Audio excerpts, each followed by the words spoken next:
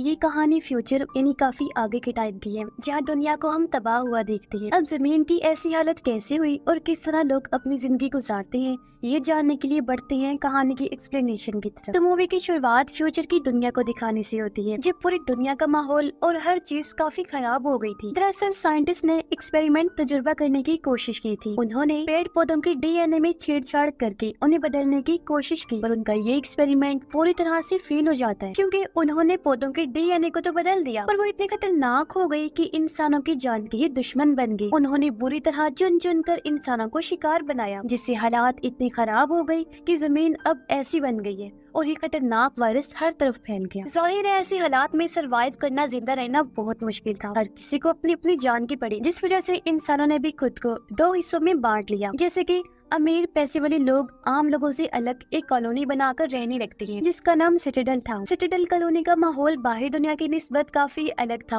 वो रहने लायक था और वहाँ किसी चीज की तंगी नहीं। वहाँ की जमीनें भी काफी अच्छी थी। साथ ही सिटाडेल के लोगों ने अपने बीजों को ऐसे बदल दिया था कि वो कुछ भी उगा सकते थे। मगर सिटाडेल के लोग बाहर के लोगों को बीज तभी दिया करते थे जब उन्हें उनके खून या ऑर्गन, जिसमें किसी हिस्से की जरूरत होती, खून और ऑर्गन के बदले बाहर वाले बेचारे लोगों को बीज हासिल करने पड़ते थे। मगर उन बीजों को भी सिटाडेल वालों ने इस तरह लॉक किया था कि बाहर के लोगों को बस एक ही तरह की फसल मिल सकती थी, और कुछ बीजों को तो अनलॉक करने के लिए कोड की जरूरत पड़ती थी, जिससे हम अंदाजा लगा लेते हैं कि ऐसे में बाहर के लोगों के लिए सरवाइव करना बहुत ही मुश्किल था। इसके बाद हम कहानी की मेन कैरेक्टर एक लड़की को देखते हैं, जिसका नाम वेस्पर था। ये जिसके नाम पर ये मूवी बनी है। वेस्पर बाहरी दुनिया में अपने पैरालाइज्ड डैड के साथ रहती थी। उसके डैड चल फिर नहीं सकते थे, उनकी हालत भी बहुत खराब थी। अब उसके डैड पहले सिटाडेल वालों के लिए ही काम करती थी और वही रहा करती थी, पर धीरे धीरे जब उसकी डैड पैरालाइज हुई तो सिटाडेल वालों ने उन्हें बाहर निकाल दिया। मदद के तौर पर उन्हें बस एक ड्रोन जैसा दिखने वाला रोबोट दिया, ताकि इसके जरिए वो किसी से मदद मांगने के लिए राब्ता कर सके। अब इस ड्रोन रोबोट में वेस्पर के डैड के दिमाग का कुछ हिस्सा डाल दिया गया था और उनका बाकी सारा जिस्म तो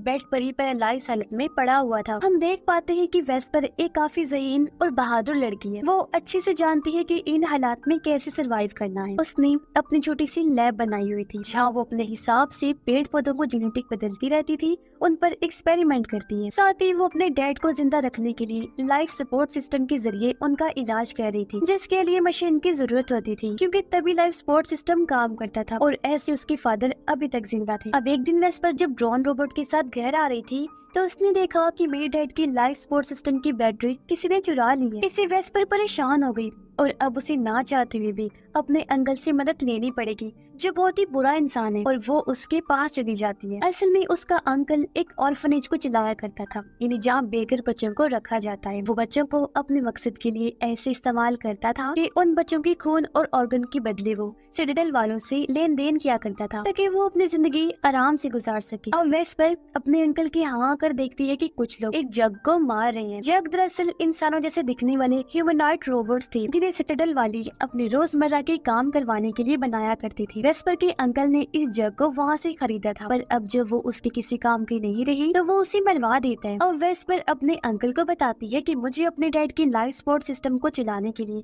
बैटरी चाहिए, जिसके लिए वो अपना खून देने को भी तैयार हो जाती है। अब उसका अंकल खून तो ले लेता है, लेकिन बैटरी लेने के लिए उसे 2 दिन के बाद आने का टाइम देता है। वेस्पर कहती है कि 2 दिन तो बहुत ज्यादा होंगे, मेरे डैड नहीं रुक सकते। पर जब अंकल नहीं सुनता तो वो जबरदस्ती बैटरी चुरा कर भागने की कोशिश करती है, पर बेचारी ऐसा कर नहीं पाती और अंकल उसे पकड़ लेता है। वो फिर वेस्पर को वहाँ से बाहर निकाल देता है। अब थोड़ी देर बाद वेस्पर चुपके से अंदर घुस जाती है। उसे ऐसा करते हुए एक बच्चे ने देख लिया था, पर वो किसी को भी कुछ नहीं बताता। अब सबसे पहले वेस्पर यहाँ से बैटरीज चुराती है, जिसके बाद कई सारे बीज भी ले लेती है, जो उसके अंकल ने सिटाडेल वालों से ये लिए थे। जिसके बाद वो सीधा अपने घर भाग जाती है। अब ऐसे ही कुछ दिन के बाद वेस्पर देखती है कि सिटाडेल वालों के हाथ से एक प्लेन उड़कर बाहर आया है, लेकिन वो कुछ दूरी के फासले पर ही तबाह हो जाता है। इसलिए वेस्पर फौरन उस तरफ भागती है, जहाँ उसे प्लेन के पास जख्मी हालत में एक औरत मिलती है, जिसका नाम कैमिला था। वो बेहोशी की हालत में थी। वेस्पर जल्दी से उसे सहारा देकर उठाती है और अपने साथ अपने घर ले आती है। वो कैमिला का इलाज करती है, उसकी मरहम पट्टी करती है, जिस वजह से कैमिला की तबीयत में सुधार आया और वो कल को ठीक से उठकर खड़ी हो जाती है। वो वेस्पर से कहती है कि मेरे साथ मेरे डैड, तुम जाकर उन्हें भी ढूंढो, क्योंकि हम सिटाडेल के रहने वाले हैं।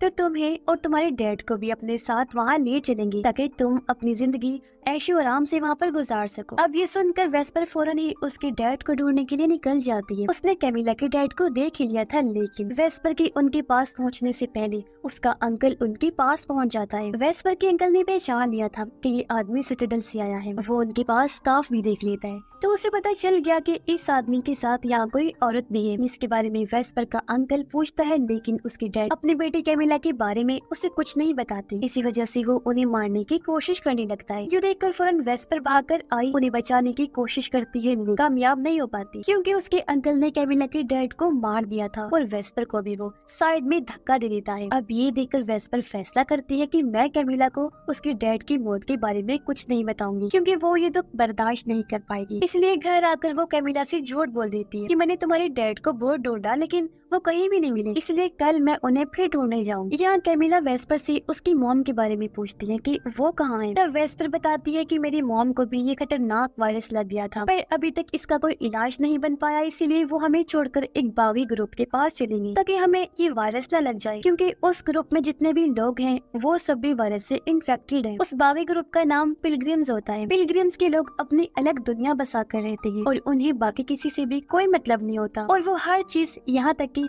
कबाड़ को भी जमा करते रहते थे। अब टाइम के साथ साथ वेस्पर और कैमिला के बीच माँ और बेटी जैसा रिश्ता बनने लगता है। वेस्पर उसे अपनी लैब भी दिखाती है जहाँ उसने जेनेटिक बदलाव किए हुए पौधे भी उगा रखे थे जो अब काफी बड़ी हो गई थी, जिन्हें देखकर कैमिला काफी हैरान भी हुई, साथ ही उसकी जहानत से वो काफी मुतासिर भी होती है। अब एक दिन वेस्पर फैसला करती है कि मुझे कैमिला को उसके डैड की मौत के बारे में बता देना चाहिए, इसलिए वो कैमिला को उनकी लाश के पास लेकर आई जिन्हें मरा हुआ देखकर वो काफी टूट गई, फूट फूट कर रोने लगती है। तब वेस्पर बड़ी मुश्किल से उसे संभालती है, जिस दौरान वो कैमिला की गर्दन पर एक अजीब सा निशान देखती है। वेस्पर इस बारे में जब उसे पूछती है तो कैमिला ये राज खोलती है कि मैं असल में एक जग हूँ जिसे सिटाडेल में बनाया गया था और जिस आदमी ने मुझे बनाया था मैं उसे अपना फादर कहा करती थी, इसलिए उनकी मौत से मुझे इतना दुख पहुंचा। अब कैमिला बाकी जग की निस्बत काफी होशियार और एक्टिव जग थी, साथ ही उसके अंदर इंसानों जैसे इमोशंस जज्बात भी थे, इसलिए सिटाडेल वाले उसे मारना चाहते थे। उसे बचाने के लिए उस दिन कैमिला के डैड प्लेन के जरिए सिटाडेल से भाग रहे थे, लेकिन बीच रास्ते में उनका प्लेन तबाह हो गया, इस वजह से वो ज्यादा दूर तक नहीं जा पाए थे। कैमिला वेस्पर से कही थी कि मुझे एक और बात के लिए माफ करना, मैंने तुमसे झूठ बोला था कि हम तुम्हें और तुम्हारे डैड को सिटाडेल लेकर जाएंगे। अब जाहिर है हम वहाँ से भाग गए थे तो वापस जाने का तो सवाल ही पैदा नहीं होता था, मैं तो सिर्फ इसलिए कह रही थी ताकि तुम डैड को ढूंढ लो। ये सुनकर वेस्पर को काफी बुरा लगता है, वो कैमिला से नाराज होकर उस पर काफी गुस्सा करती है कि तुमने मेरा दिल तोड़ा है क्योंकि उस बात के बाद मैंने तुम्हें आखिरी उम्मीद समझना शुरू कर दिया। घर आने के बाद वेस्पर के डैड ड्रोन रोबोट के जरिए वेस्पर से बात करती है और उसे समझाते हैं कि बेटा तुम्हें कैमिला को माफ कर देना चाहिए क्योंकि वो इस टाइम काफी दुखी है, टूटी हुई है। तब अपने डैड की बात मानकर वेस्पर उसे माफ कर देती है और उसके साथ बात करने लगती है। अब एक दिन वेस्पर को याद आया कि क्योंकि कैमिला भी सिटाडेल से आई है तो हो सकता है कि इसके खून, डीएनए और सेल से लॉक हुई बीजों को अनलॉक किया जा सके, लॉक्स को तोड़ा जा सके जिससे बीज इस्तेमाल के काबिल बन जाएंगे। वेस्पर ऐसा करती भी है लेकिन कोई फायदा नहीं होता, जिस वजह से वेस्पर मायूस और परेशान हो जाती है। उसे परेशान देखकर कैमिला एक म्यूजिक बजाती है जो उसे उसके डैड ने सिखाया था, तो उनके बचते ही कैमिला की सेल की मदद से वो बीज अपने आप ही अनलॉक हो जाते हैं। यानी इसका मतलब था कि इस धुन में बीजों को अनलॉक करने का कोड था और इसी वजह से कैमिला के डैड ने उसे म्यूजिक सिखाया था। वेस्पर ये सोचकर काफी खुश होती है कि अब इन बीजों की मदद से जितने चाहे और जो जो चाहे वो फसल उगा सकती है, जिससे हम भी अपनी जिंदगी ऐशो आराम से गुजार सकते हैं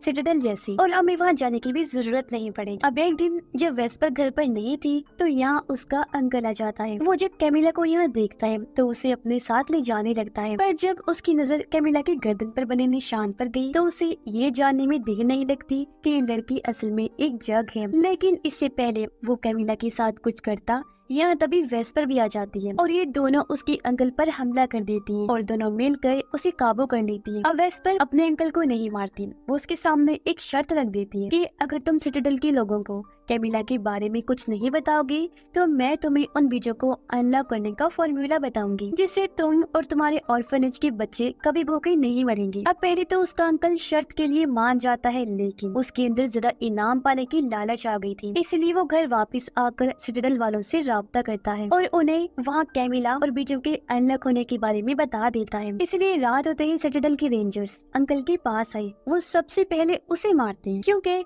वो नहीं चाहते थे कि हमारे बीजों के बारे में किसी को कुछ भी पता चले। जिसके बाद वो वेस्पर के घर की तरफ बढ़ते हैं। उनके आने की खबर वेस्पर और कैमिला को भी हो गई, इसलिए कैमिला फैसला करती है कि मैं खुद को रेंजर्स के हवाले कर दूंगी, जिससे होगा ये कि वो लोग वेस्पर को छोड़ देंगे और मेरे साथ जो उनका दिल चाहे वो कर लेंगी। जिस पर वेस्पर के डैड दोनों को कहते हैं कि वो लोग तो वैसे भी वेस्पर को मार ही देंगे, उसे छोड़ेंगे नहीं, क्योंकि अब उसके पास बीजों को अनलॉक करने का कोड जो आ गया है। इसीलिए तुम दोनों को यहाँ से भाग जाना चाहिए, ताकि जब रेंजर्स यहाँ आए तो तुम्हें ना पाकर वो वापस चले जाएं। इसलिए दोनों ऐसे ही करती हैं और कुछ चीजें लेकर वहाँ से भाग जाती हैं। उधर जैसे ही रेंजर्स वेस्पर के घर में आए, वैसे ही उसके डैड अपने ड्रोन का सेल्फ डिस्ट्रक्टिव सिस्टम ऑन कर देते हैं, यानी बॉम्ब के साथ खुद को उड़ा देने वाला सिस्टम, जिससे वहाँ पर काफी बड़ा ब्लास्ट हो जाता है। और होता ये है कि वेस्पर के डैड समेत ही कई सारे रेंजर्स मारे जाते हैं। ये सब कुछ वो दोनों भी दूर से देख रही थी। अपने डैड की मौत से वेस्पर आउट ऑफ कंट्रोल हो जाती है, वो पूरी तरह टूट गई। तब कैमिला बड़ी मुश्किल से उसे संभालती है, बिल्कुल वैसे ही जैसे वेस्पर ने उसे संभाला था। लेकिन कुछ रेंजर्स जो बच गए थे इनका पीछा करने लगते, क्योंकि उन्होंने दोनों को देख लिया था, जिस वजह से उन्हें वहाँ से भागना पड़ता है। अब ये लोग जहरीले पौधों के बीच में आ गए थे। इनके पीछे रेंजर्स भी थे, और क्योंकि कैमिला को इन जहरीले पौधों के बारे में पता था, इसलिए वो दो रेंजर्स को यह फंसा कर मार देती है। जिसके बाद इन्हें दो और प्लेन्स के आने की आवाज सुनाई दी, यानी कि इतनी आसानी से वो कैमिला की जान छोड़ने वाली नहीं थी। ये बात कैमिला को भी पता चल चुकी थी, इसलिए वो फैसला करती है कि अब मैं खुद को रेंजर्स के हवाले कर दूंगी, ताकि वेस्पर उन बीजों के साथ आसानी से यहाँ से निकल सके। पर वेस्पर उसे ऐसा करने से रोक रही थी, लेकिन कैमिला ने तो फैसला कर लिया था जाने का। अब कैमिला के पास किसी को भी सुनाने की ताकत थी, जिस ताकत से वो वेस्पर को भी गहरी नींद में सुला देती है। और अगली सुबह जब वेस्पर की आँख खुली, वो देखती है कि कैमिला यहाँ पर नहीं है, जिसका मतलब साफ था कि वो रेंजर्स के साथ सिटाडेल वापस जा चुकी है। और वेस्पर भी अपने घर आती है, जहाँ सब कुछ तबाह बर्बाद हो चुका था। वो अपने घर की जमीन में कुछ बीज गाड़ देती है ताकि यहाँ फसल उग सके। तभी उसके पास कुछ बच्चे आ जाते हैं, जो दरअसल उसके अंकल के ऑर्फनेज के बच्चे थे। अब उन बच्चों को लेकर वेस्पर पिलग्रिम्स यानी बागी ग्रुप के पीछे जाती है, ताकि उन्हें कोई मदद मिल सके। जहाँ आकर वो देखती है कि पिलग्रिम्स ने कबाड़ इकट्ठा करके एक काफी बड़ी टावर जैसी बिल्डिंग बनाई हुई है, जिसके ऊपर वेस्पर चढ़ के उसके बिल्कुल ऊपर आ जाती है। और उसके पास जो बीज थे वो उन्हें हवा में फेंककर चारों तरफ फैला देती है, जिसका मतलब था कि आने वाले वक्त में यहाँ चारों तरफ इस तरह की फसलें उग जाएंगी जिसे इंसान खा सकते हैं, जिससे सब ठीक हो जाएगा और जिंदगी जीने के लायक बन जाएगी एक बार फिर से। और इसी उम्मीद के साथ ही ये फिल्म, ये कहानी भी इधर ही खत्म हो जाती है।